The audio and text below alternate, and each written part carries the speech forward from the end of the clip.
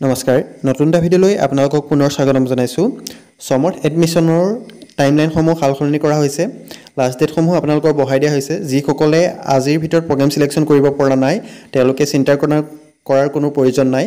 আৰু আপোনালোকৰ correction window time টেবুলসমূহ সালসলনি কৰা হৈছে যেহেতু 3 আৰু 4 জুনত আপোনালোকৰ কাৰেকশ্যন হোৱা কথা আছিল কিন্তু সেইসমূহ তাৰিখ সালসলনি কৰা হৈছে আজি মই নোটিছখনত সকলো তথ্য দিবলৈ চেষ্টা কৰিম আপোনালোকৰ মেৰিট লিষ্ট কেতিয়া প্ৰকাশ পাব প্ৰগ্ৰাম সিলেকশ্যন আপোনালোকে যিসকলে কৰা নাই তেওঁলোকে কেতিয়ালৈকে কৰিব পাৰিব আৰু যিসকলৰ আবেদন কৰোঁতে ভুল হৈ গৈছিলে তেওঁলোকে কি তাৰিখে কাৰেকশ্যন কৰিব পাৰিব ভিডিঅ'টোত কৈ দিয়াৰ পাছতো বহুতে কমেন্ট কৰি হৈ থাকে মোৰ ভুল হৈ গ'ল মই আমুকটো ভুল হ'ল মই ডকুমেন্ট আপলোড কৰোঁতে ভুল হ'ল মোৰ নামটো ভুল হ'ল মই কেনেকৈ কাৰেকশ্যন কৰিব পাৰিম মই আপোনালোকক কৈ আছো কাৰেকশ্যন উইন্ডো খোল খোৱাৰ এটা তাৰিখ বান্ধি দিয়া হৈছে সমৰ্থ অনলাইন এডমিশন পৰ্টেলত আজি এখন নোটিছ প্ৰকাশ পাইছে নতুনকৈ আগৰ নোটিছখনৰ মতে 3 আৰু 4 জুনত আপোনালোকৰ কাৰেকশ্যন হ'লহেঁতেন কিন্তু আজি এখন নতুন নোটিছ প্ৰকাশ পাইছে তাতো কাৰেকশ্যন উইন্ডোৰ টাইম টেবুলসমূহ সলনি কৰি দিয়া হৈছে সেইদিনা আপোনালোকৰ যিদিনা কাৰেকশ্যন উইন্ডো ওপেন হ'ব সেইদিনা আপোনালোকে সকলো কাৰেকশ্যন কৰিব পাৰিব ডকুমেন্ট আপলোড হওক আপোনাৰ পাৰ্সোনেল ডিটেইলছ ফিল আপ কৰোঁতে হওক বা আপোনাৰ এডুকেশ্যন ডিটেইলছ ফিল আপ কৰোঁতে হওক সকলো ধৰণৰ ভুল আপোনালোকে শুদ্ধ কৰিব পাৰিব সেই যিদিনা আপোনালোকৰ কাৰেকশ্যন উইন্ডো ওপেন হ'ব কেৱল সেইদিনাহে পাৰিব তাৰ আগত আপোনালোকে নোৱাৰে যদি আপোনালোকে ফাইনেল সাবমিট কৰিছে কিদৰে ৰেজিষ্ট্ৰেচন কৰিব কিদৰে প্ৰগ্ৰাম সিলেক্ট কৰিব যদি এলাৰ্ট আহি আছে কিদৰে ঠিক কৰিব সকলো ডিটেইলছত ভিডিঅ' বনাই দি ৰখা হৈছে ডেসক্ৰিপচনত লিংক দিয়া আছে আপোনালোকে এবাৰ চাই ল'ব পাৰে এটা অফিচিয়েল ৱেবছাইটত গৈ পেলাই আপোনালোকে নোটিছখন ডাউনলোড কৰি লওক নহলে ডেসক্ৰিপচনত সিধা পিডিএফৰ লিংকটো পাই যাব আপোনালোকে তাৰ পৰা ডাউনলোড কৰি ল'ব পাৰে মই ডাইৰেক্ট আপোনালোকক নোটিছখন দেখুৱাই দিছো 2 জুন তাৰিখে এই নোটিছখন প্ৰকাশ পাইছে আগখন 24 তাৰিখে আহিছিলে 24 তাৰিখে প্ৰকাশ পাইছিলে আপোনালোকৰ নোটিছখন টাইম টেবুলৰ কিন্তু আজি এখন নতুন টাইম টেবুলৰ নোটিছ প্ৰকাশ পাইছে আগৰ নোটিছখন মডিফাই কৰা হৈছে আজি টাইম টেবুলত কি দিয়া হৈছে হেতু মই আপোনালোকক সকলো তথ্য দিবলৈ চেষ্টা কৰিম প্ৰথমতে আপোনালোকে নোটিছখন চাই লওক নোটিছখনৰ সকলো মই দেখুৱাবলৈ নাযাও কেৱল মই মেইন টাইম টেবুলখিনি দেখুৱাম দেখিছে মডিফাইড টাইম টেবুল মডিফাইড কৰা হৈছে আপোনালোকৰ টাইম টেবুলখিনি কেৱল নন সিউটি খিনিৰ কাৰণেহে টাইম টেবুলখিনি সলনি কৰা হৈছে দেখিছে 27 মেৰ পৰা 5 জুনলৈকে আপোনালোকে এপ্লিকেশ্যন এণ্ড প্ৰগ্ৰাম সিলেকশ্যন কৰিব পাৰিব কিন্তু আগৰ নোটিছখনৰ মতে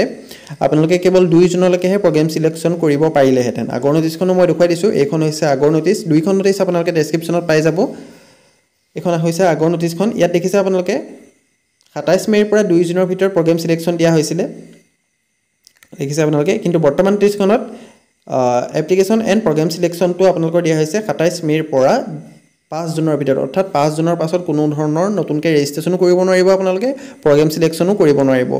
দেখিছে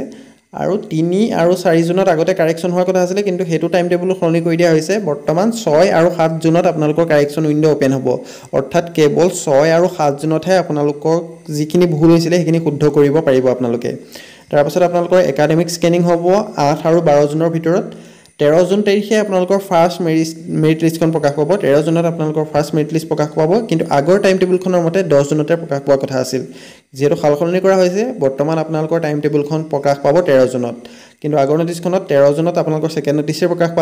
পালেহেঁতেন হয় কিন্তু বৰ্তমান যিখন নোটিছ আহিছে তাত 13 জুনত ফাৰ্স্ট মেৰিট লিষ্টখন প্ৰকাশ পাব আৰু 13 জুন তাৰিখে যিখন মেৰিট লিষ্ট প্ৰকাশ পাব তাত যিনকি ষ্টুডেন্ট সিলেকশ্যন হ'ব তেওঁলোকে 14 আৰু 15 জুনত গৈ পেলাই এডমিশন ল'বগে লাগিব সেকেন্ডখন আহিব 18 জুনত থাৰ্ডখন আহিব 21 জুনত আৰু 18 জুনত যিখন সেকেন্ড মেৰিট লিষ্ট আহিব তাত যি সকল ক্যান্ডিডেট সিলেকশ্যন হ'ব তেওঁলোকে 19-20 তাৰিখে গৈ পেলাই এডমিশন ল'ব লাগিব 21 তাৰিখে যিখন প্ৰকাশ পাব তেওঁলোকে 22-24ত গৈ পেলাই আপোনালোকে এডমিশন ল'ব লাগিব অৰ্থাৎ 22-24 তাৰিখে গৈ পেলাই আপোনালোকে এডমিশন ল'বগে পাৰিব তাৰ পিছত আপোনালোকে যি সকল ক্যান্ডিডেট থাকি গ'ল তেওঁলোকে 25 আৰু 25-26-27 জুনত গৈ পেলাই স্পট এডমিশন ল'বগে পাৰিব দেখিছে বাকিখিনি আপোনালোকৰ পোষ্ট এডমিশন আন্ডাৰ নন সিউটি এইখিনি প্ৰায় একেই আছে আগৰখিনি নিচিনাকৈ চেঞ্জ কৰা নাই কেৱল আপোনালোকৰ নন সিউটি যিখিনি এপ্লাই কৰা টাইম টেবুল বা আপোনালোকৰ মেৰিট লিষ্ট প্ৰকাশ পোৱা টাইম টেবুল কেৱল সেইখিনিহে সালসলনি কৰা হৈছে সবিশেষ জানিবৰ বাবে আপোনালোকে ডেসক্ৰিপচনৰ পৰা পিডিএফটো ডাউনলোড কৰি আপোনালোকে নিজে চাই ল'ব পাৰে এবাৰ আৰু যিসকলে এতিয়ালৈকে আবেদন কৰা নাই প্ৰগ্ৰাম সিলেকশ্যন কৰা নাই তেওঁলোকে সোনকালে কৰি লওক আৰু যিসকলৰ এনুৱেল ইনকম 2 লাখতকৈ তলত তেওঁলোকে ইনকম সাৰ্টিফিকেটখন আপলোড কৰিবই তেতিয়াহে আপোনালোকে ফ্ৰী এডমিশন পাব যদি ইনকমৰ ৰিসিভ আপলোড কৰে তেনেহলে আপোনালোকে কোনো ধৰণৰ ফ্ৰী এডমিশন নাপাব সেইটো কথা মনত ৰাখিব আপোনালোকে এতিয়াও সময় আছে 5 জুনলৈকে যেহেতু বঢ়াই দিয়া হৈছে যিসকলৰ ইনকম এপ্লাই কৰি থৈছে অহা নাই তেওঁলোকে দুদিনমান ৱেইট কৰি দিয়ক 5 জুনৰ ভিতৰত আপোনালোকে অনলাইনটো কৰি ল'ব আৰু যিসকলৰ এনুৱেল ইনকম 2 লাখতকৈ তলত তেওঁলোকে ইনকম সাৰ্টিফিকেটখন দিবই লাগিব দেখিছে তে ফ্ৰী এডমিশনৰ বাবে আপোনালোকে ইনকম সাৰ্টিফিকেট দিবই লাগিব